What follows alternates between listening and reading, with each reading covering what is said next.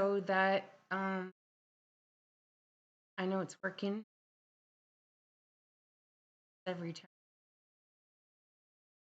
Give everyone a chance to jump in.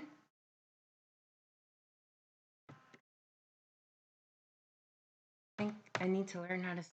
Oh, I'm gonna suck it up and wear my glasses. And not that glasses are bad, but I wear them a lot lately. Okay, so I've said hello. So drop back in here. There we go. So, uh,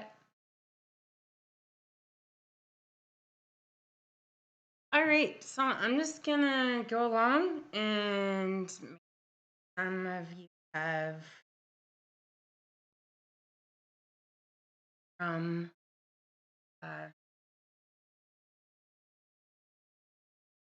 so to the channel. Welcome. Thank you for being here with me today. I'm trying to build a community of people that have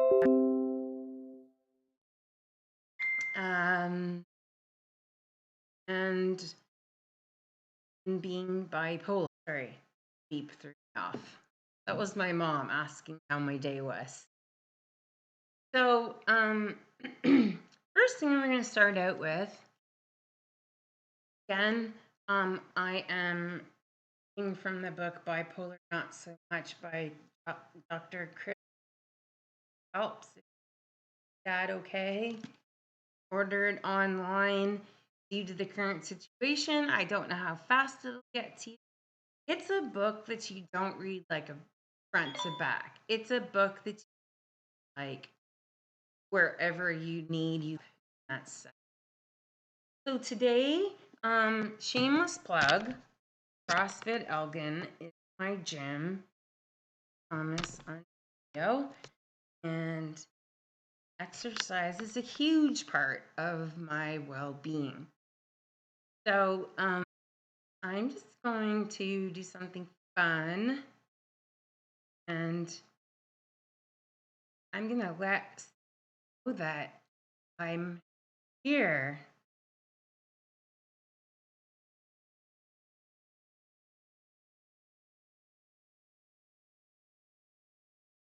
Oh,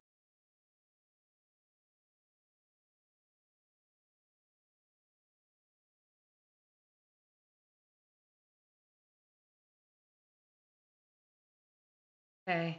So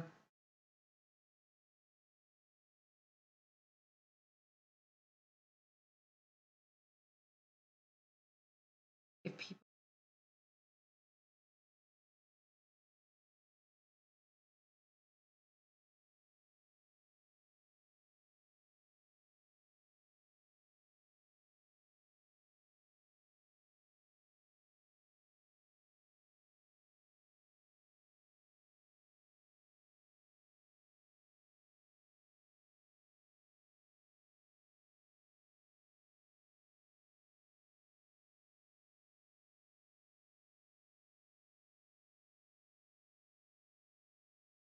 so if you can share the channel with, that would be awesome, and create big community. Apologize for that pause there. But I am just trying to reach out to. So,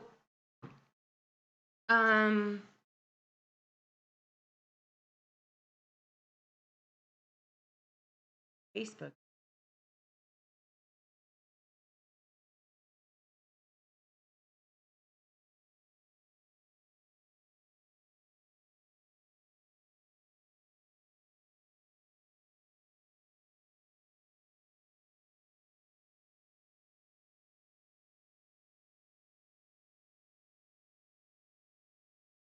CrossFit Elgin. I have my workout clothes on. Yes. Yoga. So if you want to join me on my YouTube right now, I just invite you. We're going to talk about something called cyclothymia, we're going to talk about him and Deborah and Scott. So, scroll down one in my Facebook and click on that, and you're going to be able to see me live on my YouTube. Subscribe to my channel, hit the, and so I'm going to say bye, but we're going to talk about some cool stuff. I only have 25 minutes because I've made a promise to my workout, and I am in the woods. I do 8K and relax. So scroll down, go see the YouTube link, and come and see me there. So on YouTube, bye.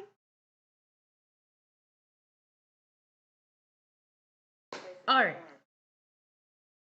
So we're gonna dive in. So the first thing that I wanted to do was, sometimes it'll be a repeat. I don't always know who's been here before, who's always here. I apologize that I wasn't here at Saturday at 10 a.m. Here's the deal. I'm working more hours, so I've been manic, hypomanic. So if we look up what hypomanic is,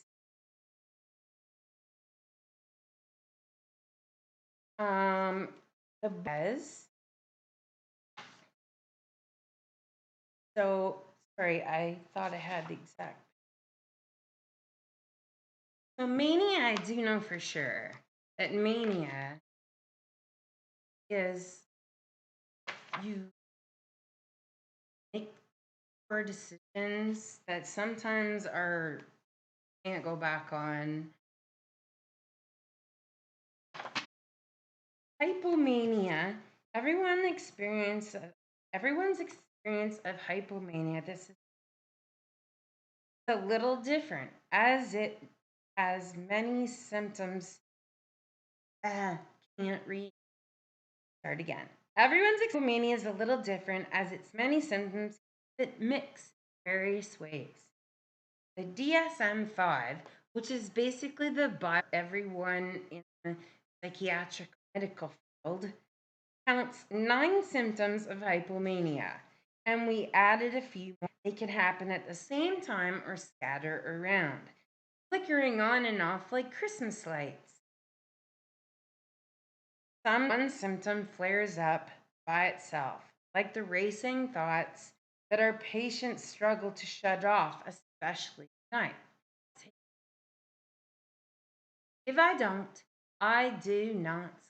Like there's no, and there's a reason why people who have a mental illness, alcoholics or drug dependent, because they self-medicate.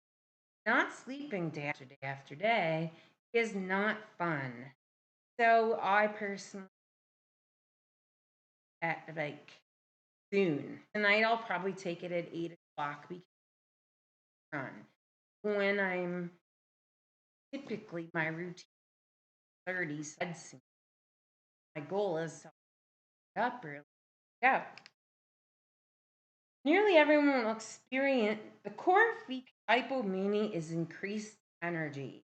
Nearly everyone will experience that in a true hypnomanic state. So, increased energy and activity. Energy is key to understanding both depression and hypnomania. In depression, energy is low, and in hypnomania, it's high. Elevated energy may not stand out in the daytime. We'll just get things done. So, in a hypomanic state to you, I might look really, really productive. Really, I am just a little bit. Students make up for depressed times when they miss class, workers finish projects, homemaking. None of this looks unusual. But at night, when most people are winding down, this high energy becomes a bit more noticeable. One of the most common symptoms of hypomania is cleaning the house all night. People go from room to room, decorating and rearranging. several areas at the same time and finishing none. In recent years, we're seeing this evening activity, the digital realm, as all-night social media marathon, common sign of hypnomania. That's quite interesting. You know, that's not something that would have been noted years and years ago. Have social media.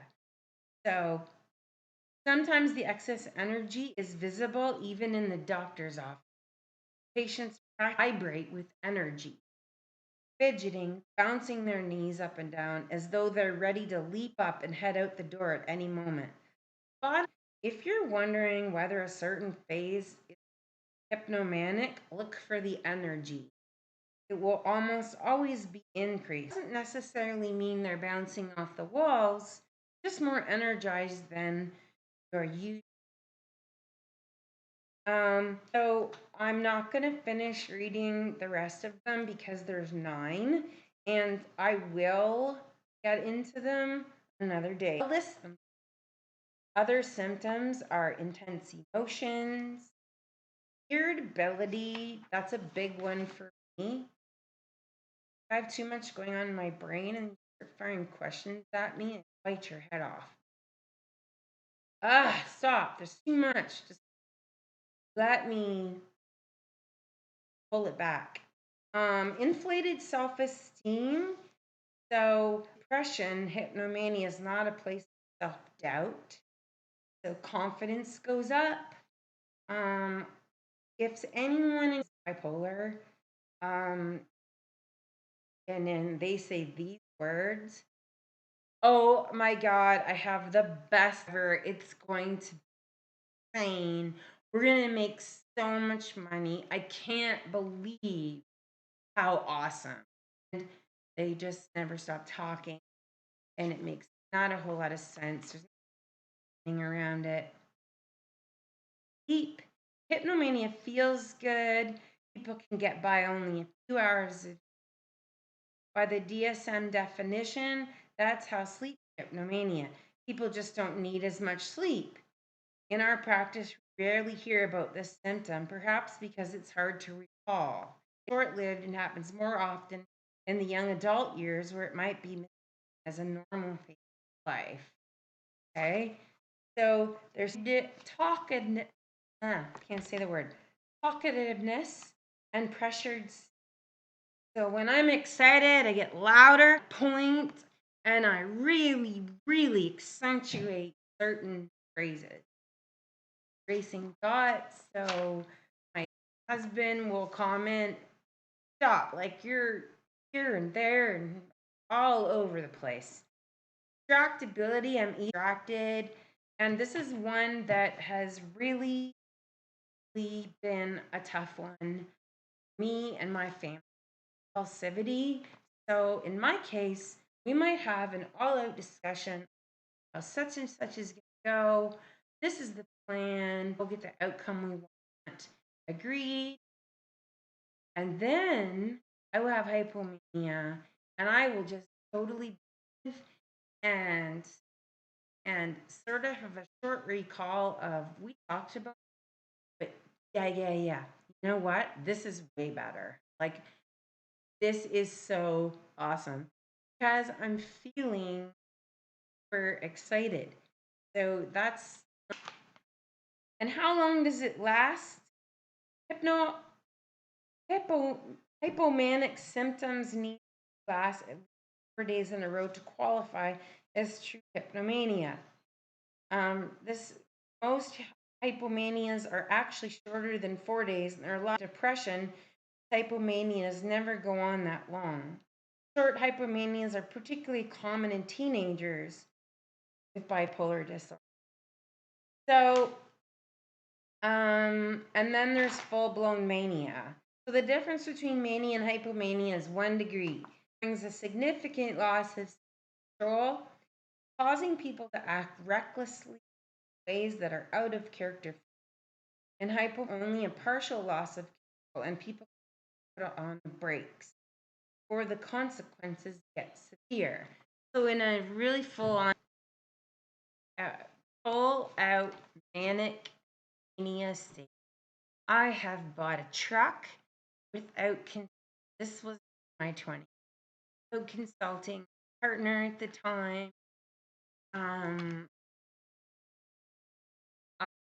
I can buy that I really didn't be buying, but that's not really a God because I am loyal at taking medication. Other thing is I wanted to bring up exercise. So on page 1 of chapter 13, doctors say this: brisk walking times a week. For me, it's Friday I exercise. 45 minutes a day. I do an depression as well as an antidepressant has more lasting effects. So I'm check here.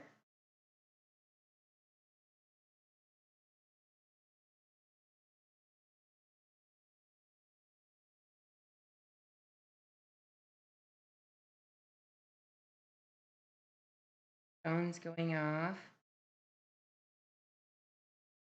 So nope, nobody's looking for us. I just wanted to make sure that people can find us.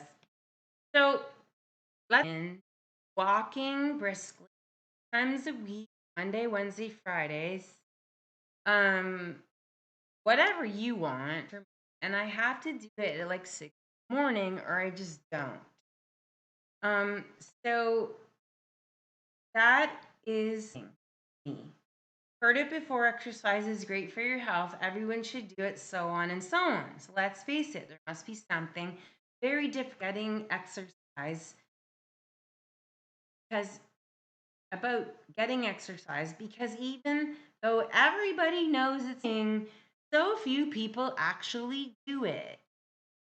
Don't expect depression to make this any easier, so aim for a simple plan here. Trainer, that's fine. Just go for a walk. 10 times 45 minutes a day. And if you struggle with depression, the best time to do it is in the morning because then it's done. Then what I like to do is then I plan my outfit and then I put on my makeup. I feel like wearing makeup that day. And it makes me feel good. And then I kind of like when you accomplish one thing and then another thing, this all starts to add up and you can look back on the day and go, wow, like as a bipolar survivor, I am good today. Proud of myself. So, other thing I want to touch on is diet. And so on chapter 14, page 160, doctors say this: our top 3 dietary changes for depression: lower your calories, reduce saturated fats and simple sugars, and increase fish, particularly salmon. Y'all, omega-3s in fish are so good for your brain. You need to give your brain food. If your goal is weight loss, caloric reduction is an exercise. But exercise beats diet in its present effects. So kind of like, because I've been a fit all my life, I went through a real rough time 3 years ago where I was all the way up to 100 pounds. Right now, I'm not that. I don't even know what I weigh. That's the thing. I don't keep a scale around and just find it necessary. I've gotten my muscles back, but that's been dedication work to point. I'm not really good at drinking water, but y'all have something. So, so today we covered. So I promise, my doctor recently diagnosed me with bulimia, and it's terrible because I always forget what it is. It's little thymic disorder. Cyclothymy is also known as cyclothymic disorder. It's mental cause numerous periods of symptoms of depression and periods of symptoms of hypomania. These symptoms, however, are not sufficient to be a major depressive episode or hypomanic episode. So I've met my doctor a year ago that I would have been 44, and he's diagnosed me on these meds. This stage, he did not meet me when I was full manic. So we don't want to go back there. So we'll just work with where right now. Something that I want to leave with you is this. If you are bipolar, have a responsibility, some research, so that you know how you're, what you need, and you need to learn how to communicate. If you are someone caring for someone with bipolar, you may be very frustrated. You may want to walk away from them. You may not want to be in a relationship with them. It can be rewarding if you learn how that person is actually suffering. And he and my family figured out different to help. For example, I can be all over the place in my brain. I can be thinking quite intensely about something, crossing the, and because I'm not present, bipolar, which is thoughts, obsession, I will not be present.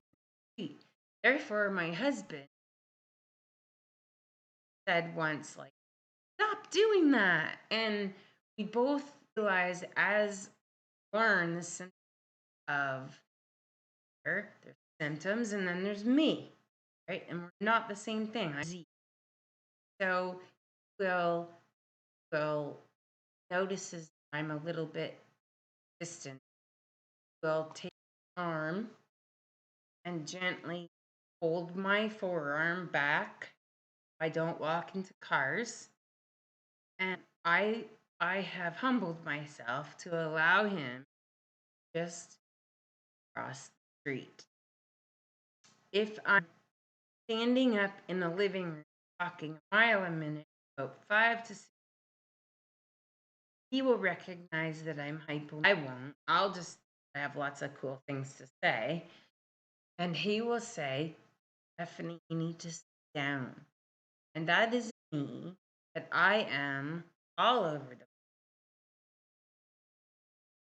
I need to settle down.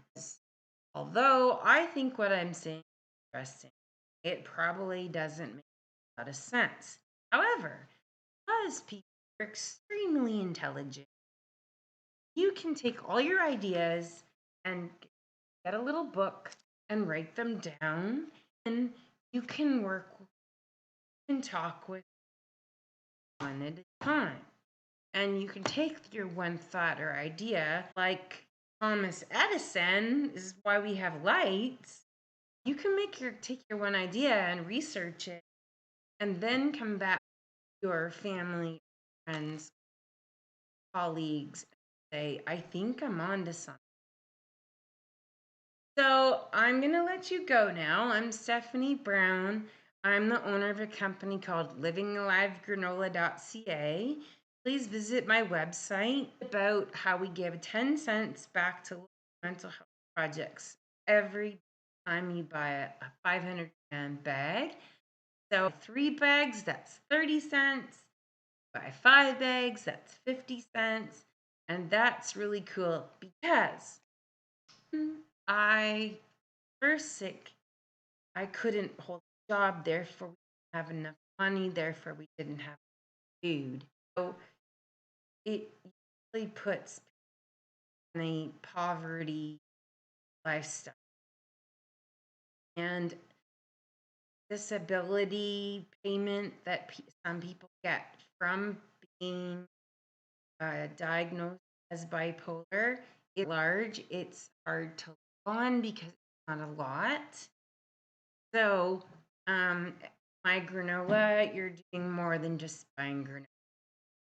So, I'm Stephanie Brown, and I hope that you have found some of it helpful. Please reach out to me, what you'd like to chat about, and I will make it a part of YouTube.